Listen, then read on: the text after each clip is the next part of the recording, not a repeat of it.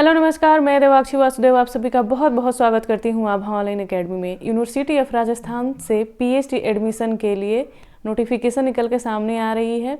यहाँ पे सीटें काफ़ी अच्छी संख्या में आई हुई है, देखेंगे सीटों की संख्या को, लेकिन उससे पहले एक नज़र देख लेते हैं कि नोटिफिकेशन कब की आई हुई है। ये आज से ही आप फॉर्म फिल कर सकते हो, स्टार्ट हो चुका है और 29 जनवरी 2024 तक आप लास्ट डेट है इसका। मे भी आगे डेट एक्सटेंड हो, लेकिन अब फिलहाल 29 जनवरी तक आप यहाँ पे फॉर्म सबमिट कर सकते हो। देख रहे हो आप, ये 2021-22 सेशन के लिए आया हुआ है और सीटों की संख्या काफ़ी अच्छी संख्या में है। देख सकते हो यहाँ पे, जैसे कि यहाँ पे एक है seats for PhD at university department और seats for PhD at research centres. तो इन्होंने दो अलग अलग रिसर्च सेंटर और डिपार्टमेंट वाइज पता नहीं कैसे क्या किया हुआ है, लेकिन दो अलग अलग भागों में सीटों को डिवाइड किया है। लेकिन आप दोनों को मिला के चल सकते हो, मतलब दोनों को ऐड कर लेना अपने सब्जेक्ट में। आपके जितने भी जो भी सब्जेक्ट्स हैं तो उसमें आप ऐड कर लेना इन दोनों को मिला के। तो सबसे पहले देखते हैं यहाँ पे ABST यानी कि अकाउंटिंग बिजनेस स्टैटिक्स में आपको 26 सीटें हैं, एंथ्रोपोलॉजी में 12 है, बायोटेक्नोलॉजी में 8 है। इधर जो साइड बाय साइड है तो आप इसको भी, अगर नील दिया हुआ है तो इट मीन्स कि इधर नहीं है, सिर्फ इतनी ही सीटें हैं। और अगर दोनों को मिला के आप देख रहे हो, अगर दोनों में दिखाया जा रहा है सीट, इसका मतलब दोनों को आप काउंट कर लेना, ठीक है। तो बॉटनी में 39 है, उसके बाद बिजनेस एडमिनिस्ट्रेशन में 33, केमिस्ट्री में 49, ड्राइंग एंड पेंटिंग में है 11, EVM यानी कि economic and business administration economic administration and financial management में है 12 सीटें हैं। इकोनॉमिक्स में 27, एजुकेशन में है इधर सेंटर वाले में 31 और इंग्लिश में है, आप देख सकते हो दोनों मिला के 41 के अराउंड हो रहा है। और फ्रेंच यानी कि यूरोपियन लैंग्वेज में आपको एक ही सीटें देखने को मिल रही है। जियोग्राफी में आप देख लेना मिला के यहाँ पे दोनों साइड में, जियोलॉजी में, उसके बाद मैंने इकोलॉजी में, इन्वायरमेंट में, उसके बाद हिंदी में 33 यहाँ पे आपको डिपार्टमेंट में, और सेंटर पे जो है 34।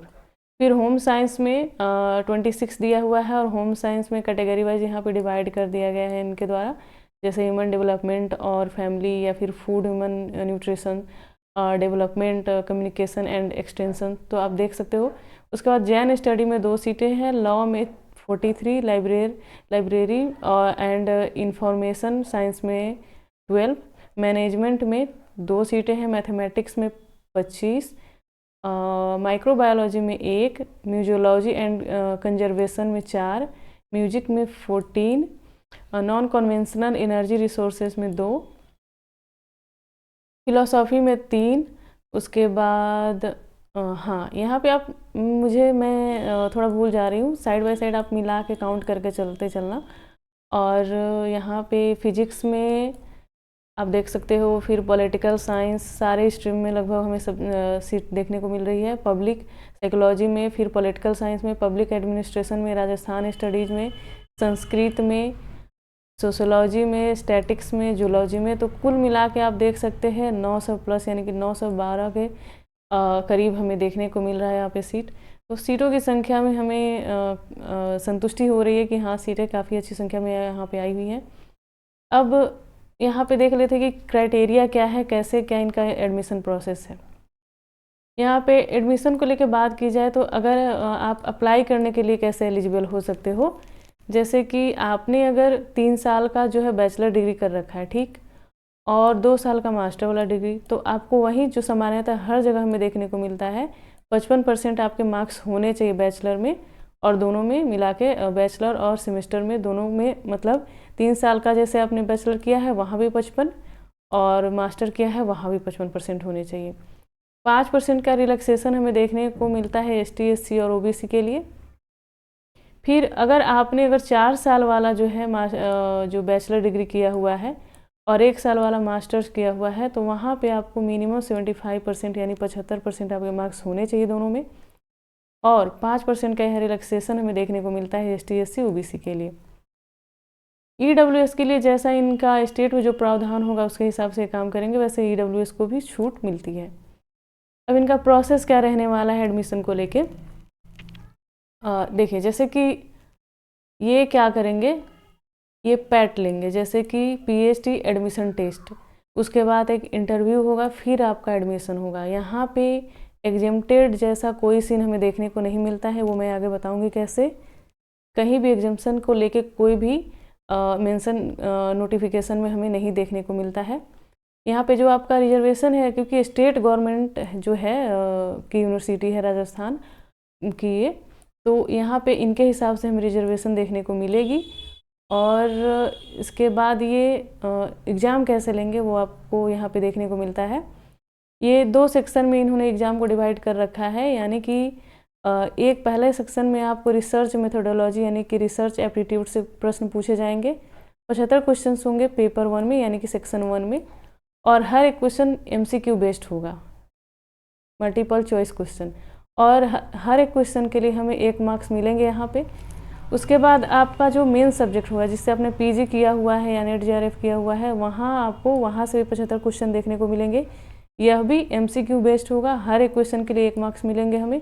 यहाँ पे निगेटिव मार्किंग नहीं है, यानी कि टोटल हमें 150 क्वेश्चन देखने को मिल रहे हैं और नंबर भी 150।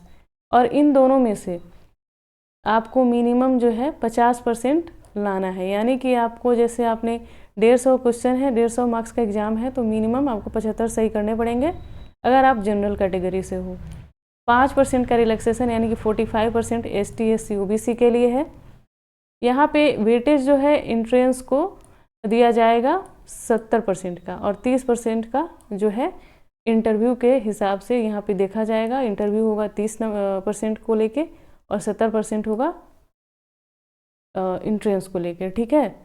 और सिलेबस इनका जैसे कि आमतौर पे हमें हर जगह देखने को मिलता है, मैक्सिमम जगह की UGC का जो सिलेबस होता है सब्जेक्ट को लेके वही होता है, लेकिन यहाँ पे नहीं है। इनका जो सब्जेक्ट है इनके वेबसाइट पे आपको इजीली मिल जाएगा, जाना पड़ेगा आपको इनके वेबसाइट पे, वहाँ पे आपको मिल जाएगा, ठीक है। चाहे वो रिसर्च एप्टीट्यूड से हो या फिर आपका जो सब्जेक्ट स्पेसिफिक से हो, आपको इनके वेबसाइट पे जाना पड़ेगा, फिर वहाँ पे ये आपको इजीली इनका सिलेबस देखने को मिल जाएगा। उसके हिसाब से ये 150 का एग्ज़ाम लेंगे। आगे हम देखते हैं फिर क्या होगा। जैसे कि 70% का इन्होंने वेटेज दिया है एग्ज़ाम को, पैट को, और 30% का जो है इंटरव्यू को। इंटरव्यू को कैसे कंसीडर करेंगे, देखिए यहाँ पे इन्होंने एकेडमिक मार्क्स को ला दिया है इंटरव्यू में, तो थोड़ा सा जिनका मार्क्स कम है एकेडमिक मार्क्स, उनके लिए दिक्कत हो सकती है। जैसे कि आप देख सकते हो अगर 55% से कम है या फिर उसके बराबर है तो 3 मार्क्स PG में, या फिर उसके हिसाब से जैसे जैसे बढ़ रहा है उस 4, 5, 6, 7 ऐसे करके मैक्सिमम आपको, अगर 70% से अबव है तो 7 मार्क्स आपको मिल जाएंगे। मैक्सिमम यहाँ पे PG में जो है 3 से लेके 7 मार्क्स को दिखाया जा रहा है। फिर UG में आपको है अगर 48% से कम है या उसके बराबर है तो आपको नहीं मिलेगा मार्क्स। फिर 48 से ज़्यादा है, 60 के बीच तक है तो आपको 2 मार्क्स।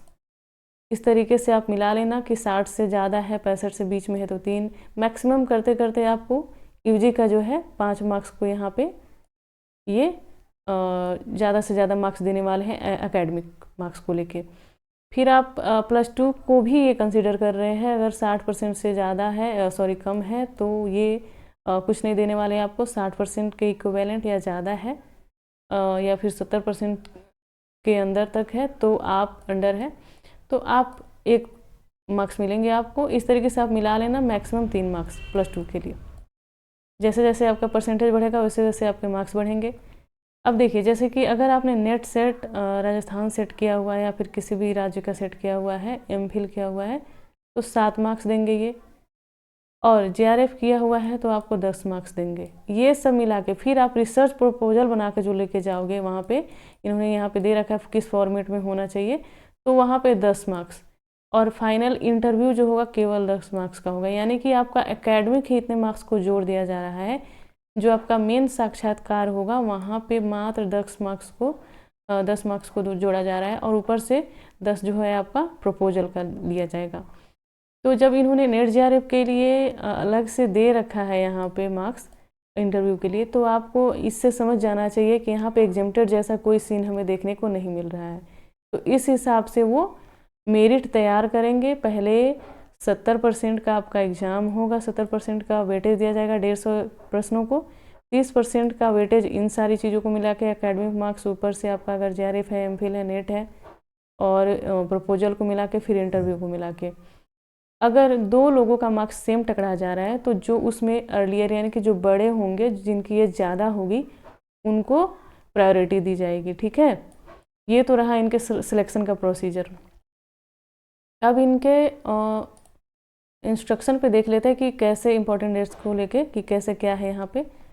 17 जनवरी के यानी आज से स्टार्ट किया गया है, ऑनलाइन फॉर्म स्टार्ट है और 29 जनवरी तक ये फॉर्म फिल कराएंगे और उसके बाद लास्ट डेट ये देख सकते हो आप। फिर उसके बाद एडमिट कार्ड ये 5 फरवरी को जारी करने वाले हैं। फिर एग्ज़ाम 10 फरवरी को लेंगे।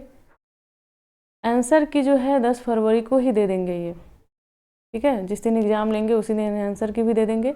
अगर आपको कोई शिकायत है तो आप मेल कर सकते हो, ये मेल एड्रेस इन्होंने दे रखा है, वो भी 14 फरवरी से पहले, मैंने मतलब 14 फरवरी तक 11:59 PM।